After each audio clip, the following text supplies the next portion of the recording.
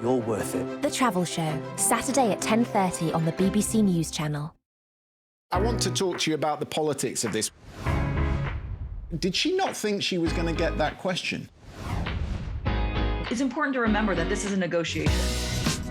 It's a good photo of. I have an opportunity to create chaos. There is always an email. We are so insignificant in this cosmos. Do you want some facts on baguettes? I'm just feeding you the stories. Maybe this is The Context.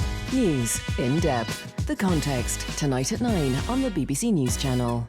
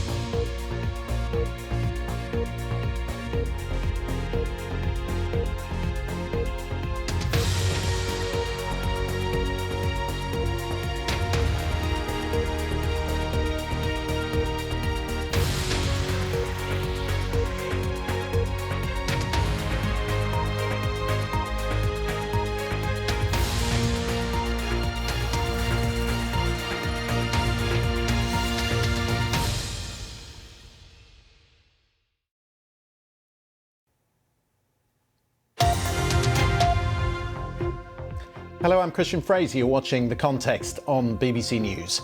The frantic search for survivors in Turkey and Syria continues as the death toll from Monday's earthquakes reaches 7,000.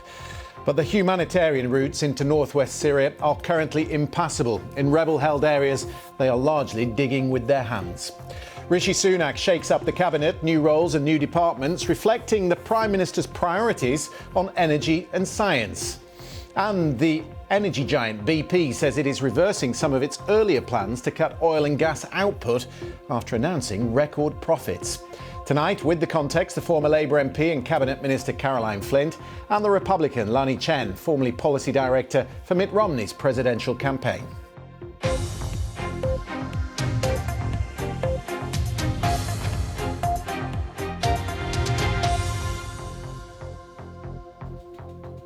A very warm welcome to the programme. The United Nations says thousands of children may be among the dead, buried in the rubble after the two earthquakes and aftershocks that have hit Turkey and northwest Syria.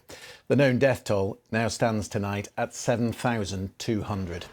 An international rescue effort is underway and sorely needed.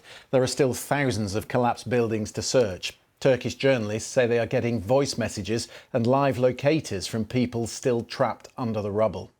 President Erdogan today declared a 3-month state of emergency in 10 provinces. Across the whole region, that is 23 million people. And the challenges they face are enormous. The power has been disrupted, the roads damaged, and as you can see, the weather is freezing. They are appalling conditions for rescue teams in Turkey, but imagine how much more difficult it must be across the border in northwest Syria.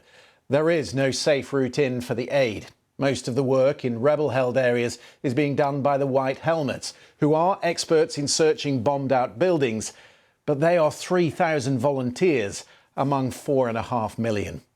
A warning, these pictures we're about to show you are pretty distressing. This was footage today of a rescue in Cinderez in northern Syria, where they were clawing by hand to free Noor, this little girl surrounded by dust and debris.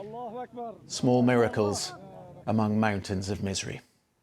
I'm joined tonight by Obode Alwan, the media coordinator for the White Helmets, who are helping with those rescue efforts in Syria, and also Charles Lister, Director of Syria and Counter-Terrorism Programmes at the Middle East Institute. Welcome both. Obode, can I talk with you first of all? Tell me, you're sitting there in Istanbul, clearly trying to get humanitarian aid across the border. What is the situation on that one route into the northwest part of the country?